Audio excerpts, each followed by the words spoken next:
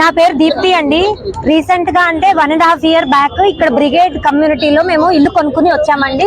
నేను ఒక యోగా టీచర్ ని. ఇక్కడ కొనుక్కోవడానికి కారణం కూడా అర్బన్ లైఫ్ లో ప్రశాంతంగా ఉంటుంది అని చెప్పి ఇది సెలెక్ట్ చేసుకున్నాము. చుట్టూరా అన్ని వెరిఫై చేసుకుని ఇక్కడ చాలా ప్రశాంతంగా ఉంటుంది, వెనక చాలా నేచర్ ఉంది అని కోట్లు పెట్టి కొనుక్కున్నామండి. చిన్న యోగా టీచర్ అయినా అప్పులు చేసుకుని కోట్లు పెట్టి ఇక్కడ కొనుక్కున్నాము ప్రశాంతత కోసం. ఆ ప్రశాంతత సడన్ గా ఎలక్షన్స్ తోటి సడన్ గా వచ్చి రాత్రి గోడ కూల్చేశారండి. తర్వాత మేము కేసు పెట్టుకుని అప్పటి నుంచి ఫైట్ చేస్తూనే ఉన్నాము. కానీ ప్రతిసారి న్యూ ఇయర్ రోజు కూడా వచ్చి వెనక నుంచి మళ్ళీ ట్రాక్టర్ తీసుకొచ్చి చెట్లు కూల్చేయడానికి ట్రై చేశారు. నెమళ్ళని కూడా పట్టుకెళ్ళిపోయారు. ఇప్పుడు మాకు నెమళ్ళు లేవు, చెట్లు చాలా మట్టుకు పోయాయి. నిదానంగా మేము స్టే ఆర్డర్ తెచ్చుకున్నా కూడా అన్ని జరుగుతూనే ఉన్నాయండి. ఇప్పుడు కూడా సంక్రాంతికి ఏదో ప్లాన్ చేస్తున్నారు. వి వాంట్ జస్టిస్ అండి. We want peaceful justice.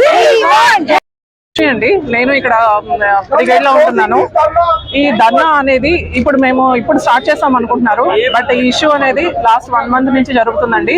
ఇక్కడ చిన్నపిల్లలు ఉన్నారు అండ్ బోల్డ్ మంది రెసిడెంట్స్ ఉన్నారు. గవర్నమెంట్ ఎందుకు ఇంత మొండిగా ముందుకు వెళ్తుంది అనే విషయం అయితే మాకు తెలియదండి. చిన్నప్పటి నుంచి మనము చదువుకున్నాం, మనకి టీచర్స్ చాలా మంచి పద్ధతులు అండ్ మన పేరెంట్స్ కూడా కొన్ని మోరల్స్ ఇవన్నీ నేర్పించారు. కానీ ఇప్పుడు ఆ మోరల్స్ ఏమైనా అనేది నా క్వశ్చన్ అండి.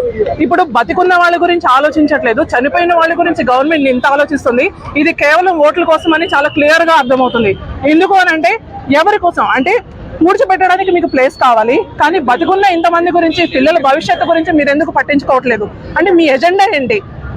రాజీవ స్వగృహ గుహాలేమో ఎక్కడో ఊరి బయట, మంచి కాస్ట్లీ ల్యాండ్ ఏమో మధ్యలో. అంటే ఇదంటే ఏంటి, కబ్జా కోసమా లేకపోతే దీనికి ఎందుకోసం ముందు ఫర్దర్ గా వెళ్తున్నారు అనేది మాకు కూడా ఆన్సర్ కావాలండి. ఇది కేవలం రాజకీయ నాయకుల వాళ్ళ బలం ప్రూవ్ చేసుకోవడానికి. అంటే ఇదేంటంటే ప్యూర్లీ 1-sided డామినేషన్ అండి.